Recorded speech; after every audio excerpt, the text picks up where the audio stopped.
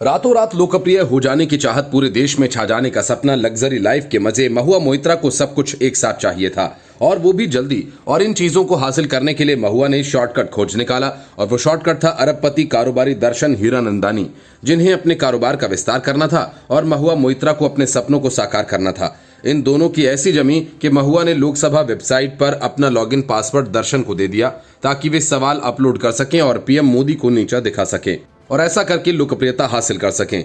लेकिन अफसोस कि महुआ के इस पूरे खेल का भांडा पहले ही वकील जय अनंत देहद्राई ने फोड़ डाला और अब महुआ के नखरों और मांगों से परेशान होकर दीपक हीरानंदानी ने सारी कहानी से पर्दा उठा दिया। उद्योगपति दर्शन हीरानंदानी ने कहा कि महुआ मोइत्रा ने अडानी ग्रुप के मामले में गौतम अडानी को निशाना इसलिए बनाया ताकि प्रधानमंत्री नरेंद्र मोदी की छवि खराब कर सकें। दीपक हीरानंदानी के इस खुलासे से अब सवाल उन पर उठने लगे हैं। जो संसद में अडानी अडानी खूब चिल्लाते हैं, महुआ का तो पता चल गया कि उनके बदले सवाल दीपक हीरानंदानी अपलोड करते थे। लेकिन अब राहुल गांधी और संजय सिंह जैसों को भी बताना होगा कि वे किसके इशारे पर ये सब कर रहे हैं। रियल एस्टेट अरबपति निरंजन हीरानंदानी के बेटे दर्शन हीरानंदानी महुआ मोइत्रा से जुड़े कैश फॉर क्वेरी विवाद में सरकारी गवाह बन गए और कहा कि उन्होंने केंद्र सरकार से सवाल पूछने के लिए राज्यसभा सांसद महुआ मोइत्रा के संसदीय लॉगिन का इस्तेमाल किया था। महुआ मोइत्रा के निशिकांत दुबे के खिलाफ मानहानि मामले की सुनवाई के एक दिन पहले यानी आज आरोपी उद्योगपति ने सारे राज खोल दिए और कबूल किया कि उसने लॉगिन किया था। दर्शन हीरानंदानी का यह बयान महुआ मोइत्रा के लिए किसी झटके से कम नहीं, क्योंकि दर्शन का बयान मोइत्रा द्वारा भाजपा सांसद निशिकांत दुबे के खिलाफ दायर मानहानि मामले में सुनवाई से पहले आया है, जिसमें भाजपा सांसद ने उन पर संसद में सवाल पूछने के लिए एक व्यवसायी से रिश्वत लेने का आरोप लगाया था। लोकसभा अध्यक्ष ओम बिरला ने तृणमूल कांग्रेस की लोकसभा सदस्य महुआ मोइत्रा के खिलाफ सवाल पूछने के बदले रिश्वत लेने संबंधी भारतीय जनता पार्टी के सांसद निशिकांत दुबे द्वारा की गई शिकायत को निचले सदन की आचार समिति को भेजा था। आरोपी बिजनेसमैन दर्शन ने अपने हलफनामे में कहा कि कई मौकों पर उसकी महुआ मोइत्रा से मुलाकात हुई थी और वह टीएमसी सांसद से रोजाना से लेकर साप्ताहिक तौर पर बातचीत किया करता था।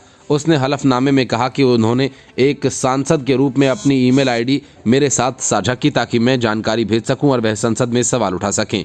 मैं उनके प्रस्ताव के साथ गया, कुछ जानकारी मेरे साथ साझा की गई जिसके आधार पर मैंने जरूरत पड़ने पर उनके संसदीय लॉगिन का उपयोग करके प्रश्नों का मसौदा तैयार किया और पोस्ट करना जारी रखा। दर्शन ने यह भी दावा किया कि महुआ ने उनसे कई तरह की मदद मांगी। उन्होंने कहा कि कई बार मुझे लगा कि वह मेरा अनुचित लाभ उठा रही हैं और मुझे उन चीजों को करने के लिए दबाव डाला जा रहा है जो मैं नहीं चाहता था, लेकिन उपरोक्त कारणों से मेरे पास कोई विकल्प नहीं था। Bureau report, news of India. राष्ट्रीय स्तर पर चर्चित होने और अपनी सियासी दुकान चमकाने का आजकल सबसे आसान फंडा है कि पीएम मोदी के खिलाफ बयानबाजी करें, अनाप शनाप आरोप लगाएं। यही काम राहुल गांधी, अरविंद केजरीवाल, संजय सिंह, मनीष सिसोदिया से लेकर महुआ मोइत्रा तक ने किया और आगे भी यही सब करना जारी रखने वाले हैं। वजह ये कि किसी के पास पीएम मोदी की लोकप्रियता और विश्वसनीयता का कोई जवाब नहीं है, इसलिए ये कीचड़ उछालकर राजनीति कर रहे हैं और सबका सहारा यही बनी हुई है। अंदर से अगर देखा जाए तो पीएम मोदी के खिलाफ बयानबाजी करने वाले चाहे किसी दल के हों, लेकिन अंदर से सब जुड़े हुए हैं और एक दूसरे का सहयोग कर रहे हैं। लेकिन इस खेल में महुआ मोइत्रा मात खा गई तो पीछे सबसे बड़ी वजह बने उनके पुराने करीबी वकील जय अनंत देहद्राई, जिन्होंने महुआ के खिलाफ पक्के सबूत जुटाए और निशिकांत दुबे के सहारे महुआ के काले खेल का पर्दाफाश कर दिया। जय अनंत के पास मौजूद इतने पक्के सबूत कि इसकी भनक लगते ही अडानी और पीएम मोदी के नाम पर बयानबाजी करने वालों को सांप सूंघ गया और इनमें से कोई भी महुआ के बचाव में साथ नहीं खड़ा हुआ। यहाँ तक कि ममता बनर्जी तक ने किनारा कर लिया। बात यहीं खत्म नहीं हुई। अब जिस कारोबारी दीपक हीरानंदानी से महुआ ने पैसे लिए, जिसके खर्चे पर वह विदेश में मजे करती रहीं, उसी ने हलफनामा पेश कर सारा खुलासा कर दिया। उन्होंने खुलासा किया कि महुआ मोइत्रा ने उनसे संसद की अपनी लॉगिन आईडी पासवर्ड शेयर किया था ताकि मैं उनकी तरफ से सवाल पोस्ट कर सकूं। हीरानंदानी के खुलासे के बाद महुआ मोइत्रा भी सामने आई और हलफनामे की प्रामाणिकता पर ही सवाल उठा दिए। महुआ ने कहा ये ना तो आधिकारिक लेटर हेड है और ना ही नोटरीकृत। उन्होंने ये भी कहा कि ऐसा लगता है कि दर्शन हीरानंदानी पर दबाव बनाकर इस हलफनामे पर साइन करवाए गए हैं। टीएमसी सांसद ने कहा कि सबसे सम्मानित बिजनेसमैन किसी सफेद कागज पर साइन क्यों करेगा? वह ऐसा तब करेगा जब उसके सिर पर बंदूक रखकर उससे ऐसा करवाया जाए। उन्होंने हलफनामे को एक मजाक बताया क्योंकि उनका कहना है कि इसे किसी ऐसे व्यक्ति ने लिखा है जिसको सिर्फ पीएम मोदी की तारीफ करनी है। टीएमसी सांसद महुआ ने सोशल मीडिया प्लेटफॉर्म एक्स पर 2 पेज का अपना बयान पोस्ट किया। इसमें कुल मिलाकर 5 सवाल उठाए गए। महुआ ने कहा कि 3 दिन पहले हीरानंदानी ग्रुप ने एक ऑफिशियल प्रेस रिलीज में कहा कि उनके ऊपर लगाए गए सभी आरोप बेबुनियाद हैं। आज प्रेस में हलफनामा लीक हो जाता है। यह हलफनामा सफेद पेपर पर है जिसमें कोई लेटर हेड नहीं। मैं कुछ सवाल पूछना चाहती हूँ। दर्शन हीरानंदानी को अभी तक सीबीआई या किसी जांच एजेंसी के जरिए बुलाया नहीं गया, फिर उन्होंने इस हलफनामे को किसे दिया? महुआ ने कहा कि पैराग्राफ के 12 हिस्से में लिखा गया है कि दर्शन ने मेरी मांगे इसलिए मान ली क्योंकि उसे मुझे नाराज करने का डर था। दर्शन के पिता और वह देश के सबसे पहले बिजनेसमैन हैं। वे पीएम के साथ विदेशी दौरों पर भी व्यापारिक मंडल का हिस्सा बनकर जाते हैं। एक ऐसा व्यक्ति जिसकी हर मंत्री और पीएमओ तक पहुंच हो, वह कैसे एक विपक्षी सांसद से डर सकता है? ये पूरी तरह से अजीब है। महुआ ने कहा कि दर्शन ने अभी तक प्रेस कॉन्फ्रेंस क्यों नहीं की? वह चाहते तो इसे ट्वीट कर सकते थे या उनकी कंपनी इसकी जानकारी सामने आकर दे सकती थी। अगर सच में उन्होंने ये बात कही तो उन्हें इन आरोपों को आधिकारिक तौर पर आकर करना चाहिए, न कि किसी पिछले दरवाजे का सहारा लेना चाहिए। सच्चाई बिल्कुल साफ नजर आ रही है। Bureau report, news of India. सत्ता और ऐश मौज के कॉकटेल का नया चेहरा बनकर उभरी महुआ मोइत्रा पर सिर्फ कैश और गिफ्ट्स लेकर संसद में सवाल करने का ही आरोप नहीं है और न ही दीपक हीरानंदानी पर दबाव बनाकर वसूली करने का। ऐसी ही वसूली को ब्लैकमेलिंग कहते हैं, बल्कि महुआ मोइत्रा पर एक कीमती कुत्ता चोरी करने का भी आरोप है। हेनरी नाम के 3 साल के कुत्ते की चोरी का आरोप किसी दूसरे ने नहीं, बल्कि कभी महुआ के करीबी वकील रहे जयअनंत देहद्राई ने लगाया है। जयअनंत देहद्राई महुआ के बहुत सारे राज के साझेदार रहे हैं और तभी से उन्होंने एक झटके में महुआ के सारे खेल का पर्दाफाश कर दिया। महुआ और देहद्राई के बीच 3 साल के रोटविलर ब्रीड के कुत्ते की कस्टडी को लेकर विवाद है। इस रोटविलर कुत्ते का नाम हेनरी है, जो फिलहाल महुआ के पास है। जयअनंत देहद्राई इस कुत्ते की कस्टडी अपने पास चाहते हैं। देहद्राई ने आरोप लगाया कि महुआ ने कहा है कि वह हेनरी को उन्हें लौटा देंगी अगर वह कथित सवाल पूछने के बदले कैश लेने के मामले में हीरानंदानी ग्रुप के साथ उनके संबंधों को लेकर सीबीआई को दी गई शिकायत वापस लेते हैं। सोशल मीडिया प्लेटफॉर्म एक्स पर देहद्राई ने लिखा कि कल दोपहर हेनरी के बदले मुझे सीबीआई को की गई शिकायत और निशिकांत दुबे को लिखे गए पत्र को वापस दिए जाने के लिए मजबूर करने की कोशिश की गई। मैंने साफ कह दिया कि मैं सीबीआई को जानकारी दूंगा। उन्होंने आगे कहा, मैसेज करने वाले बेहद मासूम हैं, लेकिन वह अपने बारे में सब कुछ उजागर कर रहे हैं। महुआ और देहद्राई दोनों ने ही एक दूसरे पर हेनरी को चुराने का आरोप लगाया है। इस मामले में पुलिस में केस भी दर्ज करवाया गया। अधिवक्ता जयअनंत देहद्राई ने दिल्ली के पुलिस कमिश्नर संजय अरोड़ा को एक पत्र भेजकर तृणमूल कांग्रेस की सांसद महुआ मोइत्रा के खिलाफ शिकायत की है। इसमें उन्होंने बताया कि महुआ मोइत्रा ने उनके कुत्ते हेनरी को न सिर्फ चुरा लिया बल्कि उसे अवैध तरीके से अपने पास भी रखा हुआ है। उनका ये पालतू कुत्ता मात्र 3 साल का है। इसे उन्होंने नई दिल्ली के जनकपुर स्थित एक दुकान से खरीदा था। अधिवक्ता जयअनंत देहद्राई ने बताया कि उन्होंने जनवरी 2021 में 75,000 रुपए में इस कुत्ते को खरीदा था। पैसों का भुगतान उन्होंने 2 इंस्टॉलमेंट्स में किया था। 10,000 रुपए और 65,000 रुपए की भुगतान की 2 रसीदें भी दिल्ली पुलिस को भेज दी गई हैं। साथ ही उन्होंने केनल क्लब ऑफ इंडिया से अपने कुत्ते का पंजीकरण भी करवाया था। उन्होंने पत्र में बताया कि हेनरी से उनका रिश्ता एक अभिभावक और बच्चे का है। जयअनंत देहद्राई ने इसके शिकायती पत्र में लिखा कि जब से हेनरी 40 दिन का था तभी से मैं उसकी देखभाल कर रहा हूं। मैं उसकी सभी प्रकार की ज़रूरतों चिंताओं को समझता हूं। 10 अक्टूबर 2023 को ही महुआ मोइत्रा ने मेरे उस कुत्ते का अपहरण कर छिपाकर अपने पास रखा हुआ है। उन्होंने मुझे ब्लैकमेल और प्रताड़ित करने के लिए ऐसा किया। मैंने उनके खिलाफ सीबीआई में जो शिकायत दायर की है उसका बदला लेने के लिए उन्होंने ऐसा किया है। Bureau report, news of India. TMC सांसद महुआ मोइत्रा के साथ हंगामा करने वाले सारे हुल्लड़बाज कहीं दुबक गए हैं। यहां तक कि उनकी पार्टी का साथ देने को भी तैयार नहीं है। ले देकर महुआ को एक वकील मिला था, लेकिन कोर्ट में बहस शुरू होते ही वह भी भाग खड़ा हुआ। दिल्ली हाईकोर्ट में महुआ मोइत्रा की तरफ से निशिकांत दुबे के खिलाफ मानहानि के मामले में सुनवाई हुई। महुआ मोइत्रा ने निशिकांत दुबे, सुप्रीम कोर्ट के वकील जयअनंत देहद्राई और कई मीडिया संस्थानों के खिलाफ मानहानि का मुकदमा दर्ज किया है। जयअनंत देहद्राई ने अदालत में सबसे पहले महुआ के वकील को ही निशाने पर लिया और कहा कि उन्होंने मुझ पर मामला वापस लेने का दबाव बनाया।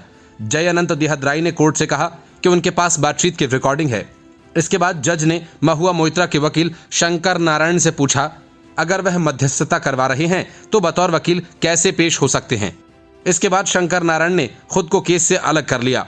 महुआ मोइत्रा ने निशिकांत दुबे, जयअनंत देहद्राई और सारे मीडिया संगठनों के खिलाफ दिल्ली हाईकोर्ट में मानहानि का मुकदमा दायर किया। निशिकांत दुबे और देहद्राई ने आरोप लगाया कि टीएमसी सांसद महुआ मोइत्रा ने लोकसभा में सवाल पूछने के लिए कैश लिया है। महुआ ने इन्हीं आरोपों को लेकर मानहानि का मुकदमा दर्ज किया। वहीं जयनंत देहद्राई के साथ महुआ का एक पालतू कुत्ते को लेकर भी विवाद चल रहा है। 3 साल के इस कुत्ते की कस्टडी पर दोनों के बीच तनाव है। सुप्रीम कोर्ट के वकील जयनंत देहद्राई महुआ मोइत्रा के पूर्व पार्टनर भी रह चुके हैं। कोर्ट में जब सुनवाई हुई तो वह अदालत में पेश हुई। इस दौरान टीएमसी सांसद की ओर से वरिष्ठ वकील गोपाल शंकर नारायण भी अदालत में पेश हुए। देहद्राई ने शंकर नारायण पर आरोप लगाया कि उन्होंने उनसे संपर्क कर मामला वापस लेने के लिए कहा। उन्होंने बताया कि उन्हें कहा गया है कि महुआ पालतू कुत्ते को लौटा देंगी अगर वह सीबीआई से शिकायत वापस ले लें। देहद्राई ने यह भी कहा कि उनके पास शंकर नारायण की कॉल रिकॉर्डिंग भी है। सुनवाई के दौरान जज ने महुआ के वकील शंकर नारायण से पूछा कि अगर वह मध्यस्थता करवा रहे हैं तो बतौर वकील कैसे पेश हो सकते हैं। इसके बाद शंकर नारायण ने खुद को केस से अलग कर लिया। इसके बाद जज ने महुआ के मानहानि मामले पर सुनवाई 31 अक्टूबर तक टाल दी। बीजेपी सांसद निशिकांत दुबे ने हाल ही में एक चिट्ठी लिखकर लोकसभा स्पीकर ओम बिड़ला को बताया कि महुआ ने संसद में सवाल पूछने के लिए कैश लिया है। ये कैश उन्हें दर्शन हीरानंदानी नाम के बिजनेसमैन से मिला है। निशिकांत ने देहद्राई के जरिए हासिल की गई चिट्ठी के आधार पर यह आरोप लगाया। उन्होंने लोकसभा स्पीकर से इस मामले की जांच करवाने का आग्रह भी किया। महुआ के खिलाफ एथिक्स कमेटी जांच करने वाली है। जिस दर्शन हीरानंदानी का नाम महुआ के कैश के बदले सवाल पूछने के मामले में सामने आया है, उसके जरिए साइन किया गया एक हलफनामा भी मीडिया में आया है। इसमें हीरानंदानी ने इस बात को कबूल किया है कि उन्होंने महुआ को सवाल पूछने के लिए पैसे दिए। उन्होंने इसमें बताया कि महुआ की संसदीय लॉगिन आईडी और पासवर्ड के जरिए वे टीएमसी सांसद की ओर से सवाल पूछते थे। हालांकि महुआ ने इन आरोपों से इनकार किया है। Bureau report, news of India. लगता है अखिलेश यादव विपक्षी गठबंधन में सिर्फ कांग्रेस के हाथों अपमानित होने के लिए ही शामिल हुए। पहले तो कांग्रेस ने अखिलेश यादव को मध्य प्रदेश में गठबंधन का लालच देकर ऐन मौके पर ठेंगा दिखा दिया। इस बात से अखिलेश को काफी गुस्सा भी आया और उन्होंने कांग्रेस को धोखेबाज तक कह दिया। कमलनाथ, दिग्विजय सिंह से लेकर यूपी कांग्रेस के प्रदेश अध्यक्ष तक किसी को उन्होंने छोड़ा नहीं। अजय राय को तो उन्होंने चिरकुट नेता तक कह डाला। लेकिन जैसे ही मौका कमलनाथ का आया, उन्होंने पलटकर अखिलेश यादव को उनकी हैसियत पूरी मीडिया के सामने बता दी। और जिस तरह से अखिलेश यादव पर कमलनाथ ने टिप्पणी की, उससे साफ है कि कांग्रेस की नज़र में अखिलेश यादव की कुल सियासी हैसियत कितनी है। इसलिए जैसे ही कमलनाथ के सामने अखिलेश यादव का नाम आया, उन्होंने बड़ी बेरुखी से कह दिया कि अरे भाई छोड़ो अखिलेश वखिलेश। ये कहते हुए उन्होंने ड्राइवर को गाड़ी आगे बढ़ाने को कह दिया। मध्य प्रदेश विधानसभा चुनाव के लिए समाजवादी पार्टी कांग्रेस से गठबंधन करना चाहती थी। अखिलेश यादव का कहना है कि इसको लेकर दोनों दलों के बीच बातचीत भी हुई, लेकिन कांग्रेस ने एक तरफा उम्मीदवारों का ऐलान कर दिया। अखिलेश यादव ने दिग्विजय और कमलनाथ का नाम लेकर कहा था कि उन्होंने बातचीत की थी, 6 सीटें देने की बात हुई थी, लेकिन अंत में एक भी सीट नहीं दी। पत्रकारों से कांग्रेस की दूसरी लिस्ट को लेकर कमलनाथ ने कहा कि माहौल बहुत अच्छा है, लोग हमें फोन कर रहे हैं और बता रहे हैं कि लोगों में उत्साह है, हम उम्मीद से भी बेहतर संख्या में जीतेंगे। इस बीच सपा प्रमुख अखिलेश यादव के कांग्रेस पर विश्वासघात के आरोपों को लेकर सवाल किया तो कमलनाथ ने कहा कि अरे भाई छोड़ो अखिलेश वखिलेश। सपा अध्यक्ष अखिलेश ने कांग्रेस पर निशाना साधते हुए कहा था कि मध्य प्रदेश विधानसभा चुनाव को लेकर उनकी पार्टी को भ्रम में रखा गया। वह कमलनाथ के उस बयान का जवाब दे रहे थे जिसमें उन्होंने कहा था कि विपक्षी गठबंधन सिर्फ लोकसभा चुनाव को लेकर किया गया है। अखिलेश यादव ने कहा कि अगर मुझे ये पहले दिन पता होता कि विधानसभा स्तर पर कोई गठबंधन नहीं है तो हम या हमारी पार्टी के लोग कभी उनसे मिलने नहीं जाते और न ही कांग्रेस के लोगों को कोई सूची देते और न ही उनका फोन उठाते। यदि उन्होंने ये बात की है कि राज्य स्तर पर गठबंधन नहीं है तो हमें स्वीकार है। अखिलेश ने कमलनाथ और दिग्विजय का नाम लेकर यह भी कहा कि सपा नेताओं को रात 1 बजे तक जगा कर रखा गया था और 6 सीटों पर विचार की बात कही गई थी। कमलनाथ के इस बयान के बाद भी माना जा रहा है कि अखिलेश यादव विपक्षी गठबंधन और कांग्रेस के साथ चिपके रहेंगे और राहुल गांधी को पीएम बनवाने के कांग्रेसी मिशन में जुटे रहेंगे, क्योंकि सत्ता का लालच किसे नहीं होता और वैसे भी अखिलेश सालों से सत्ता से दूर हैं। यही वजह है कि कांग्रेस ने अखिलेश की बातों को जरा भी भाव नहीं दिया और शायद आगे भी ऐसा ही हो। Bureau report, news of India. मैं बड़ा आदमी हूं, मैं जनाधार वाला नेता हूं, इस तरह की दलीलों के साथ संजय सिंह अपनी गिरफ्तारी को चुनौती देने दिल्ली हाईकोर्ट में याचिका दाखिल करने पहुंच गए। हाईकोर्ट ने साफ कर दिया कि आम आदमी हो या खास आदमी, इससे कोई फर्क नहीं पड़ता। इसके बाद हाईकोर्ट ने संजय सिंह की याचिका खारिज कर दी। संजय सिंह के अधिवक्ता ने दलील दी कि उनके मुवक्किल की गिरफ्तारी अवैध, दुर्भावना से प्रेरित और सत्ता के दुरुपयोग का स्पष्ट उदाहरण है, इसलिए ईडी की हिरासत में भेजने के निचली अदालत के आदेश को दरकिनार किया जाए। इतना ही नहीं, संजय सिंह ने कहा कि वह एक सार्वजनिक हस्ती हैं और इस देश के जनाधार वाले नेता भी। ईडी की तरफ से पेश हुए अतिरिक्त सॉलिसिटर जनरल एसवी राजू ने कहा कि संजय सिंह को कानून का उचित तरीके से अनुपालन करते हुए गिरफ्तार किया गया और उनकी याचिका, जो रिट याचिका की आड़ में जमानत अर्जी है, विचारणीय नहीं है। जस्टिस स्वर्णकांता शर्मा ने दोनों पक्षों को सुनने के बाद संजय सिंह की याचिका पर आदेश सुरक्षित रख लिया था। इसके बाद याचिका खारिज कर दी। संजय सिंह को 4 अक्टूबर को ईडी ने गिरफ्तार किया था। उन्होंने अपनी गिरफ्तारी को पिछले हफ्ते हाईकोर्ट में चुनौती दी थी। आरोप है कि संजय सिंह ने अब समाप्त हो चुकी आबकारी नीति के निर्माण और कार्यान्वयन में महत्वपूर्ण भूमिका निभाई, जिससे कुछ शराब निर्माताओं, थोक विक्रेताओं और खुदरा विक्रेताओं को वित्तीय लाभ हुआ। संजय सिंह ने दिल्ली की एक अदालत में कहा था कि एनफोर्समेंट डायरेक्टरेट यानी ईडी एंटरटेनमेंट डिपार्टमेंट बन गया है। सुनवाई के दौरान संजय सिंह ने कहा कि ईडी ने अडानी के खिलाफ दी गई उनकी शिकायत पर कार्रवाई नहीं की। इस पर जज ने उन्हें निर्देश दिया कि वह ऐसे मामलों पर चर्चा न करें या अदालत के अंदर भाषण न दें, अन्यथा वो वीडियो के माध्यम से अपनी पेशी के लिए कहेंगे। संजय सिंह ने यह भी दलील दी कि हिरासत के दौरान ईडी ने उनसे मामले से जुड़े सवाल भी नहीं पूछे। इसके पहले ईडी की कस्टडी के दौरान संजय सिंह ने ईडी पर अपनी हत्या की साजिश करने का भी आरोप लगाया था। हालांकि संजय सिंह के आरोप बेबुनियाद साबित हुए। कोर्ट में पेशी के दौरान उन्होंने महुआ मोइत्रा के अंदाज में पीएम मोदी और अडानी को लेकर टिप्पणी भी की थी। उन्होंने कहा कि मोदी देश के नहीं, अडानी के पीएम हैं। Bureau report, news of India. Congress ने पहले अखिलेश यादव को धोखा दिया, फिर अजय राय ने अखिलेश के जख्मों को कुरेद दिया और अब सबके बाद कमलनाथ ने टका सा जवाब दे दिया। इस सब से अखिलेश इतने नाराज हो गए कि कांग्रेस और उनके बीच तू मैं की नौबत आ गई। कमलनाथ ने एक तरह से अखिलेश यादव को दुत्कार दिया तो दूसरी तरफ अजय राय ने कह दिया कि मध्य प्रदेश में सब हाथ के पंजे को जानते हैं, साइकिल को कोई नहीं पहचानता। इतना कुछ हो जाने के बाद अब अखिलेश यादव ने कांग्रेस से बदला लेने की तैयारी शुरू कर दी है। अखिलेश यादव ने पहले ही कहा था कि जैसा व्यवहार कांग्रेस करेगी वैसा ही हमारी तरफ से भी होगा, लेकिन अब अखिलेश यादव ने सीधे सीधे गांधी परिवार को ही एक तरह से धमका डाला। दम है तो अपने दम पर अमेठी और रायबरेली जीत कर दिखा देना। अब तक समाजवादी पार्टी कोई गठबंधन नहीं होने के बावजूद इन दोनों सीटों पर गांधी परिवार के उम्मीदवारों राहुल गांधी, सोनिया गांधी का समर्थन करती आई। अखिलेश ने कहा कांग्रेस से ये भी कि अगर आप किसी भ्रम में हैं तो बीजेपी के मुकाबले में सफल नहीं हो सकते हैं। शाहजहांपुर में पत्रकारों से बातचीत में अखिलेश यादव ने कांग्रेस यूपी अध्यक्ष अजय राय का बिना नाम लिए कहा कि कांग्रेस के एक नेता आजमगढ़ को लेकर सपा पर अभद्र टिप्पणियां कर रहे थे। आजमगढ़ का सपा से गहरा रिश्ता है। अगर वे आजमगढ़ पर कोई टिप्पणी करते हैं तो उन्हें भी सुनने के लिए तैयार रहना चाहिए। अखिलेश ने कहा कि आजमगढ़ से सपा का उतना ही भावनात्मक लगाव है जितना कांग्रेस का शायद अमेठी और रायबरेली से है, लेकिन हमने कभी भी अमेठी और रायबरेली पर कोई टिप्पणी नहीं की, इसलिए उन्हें सतर्क रहना चाहिए क्योंकि उनका भी अमेठी रायबरेली से उतना ही भावनात्मक लगाव है। अजय राय ने कहा था कि अखिलेश यादव इतने मजबूत हैं तो वे भाजपा के हाथों आजमगढ़ से कैसे हार गए। अखिलेश यादव ने 2019 का लोकसभा चुनाव आजमगढ़ से जीता था, लेकिन जून 2022 के उपचुनाव में ये सीट भाजपा से वे हार गए।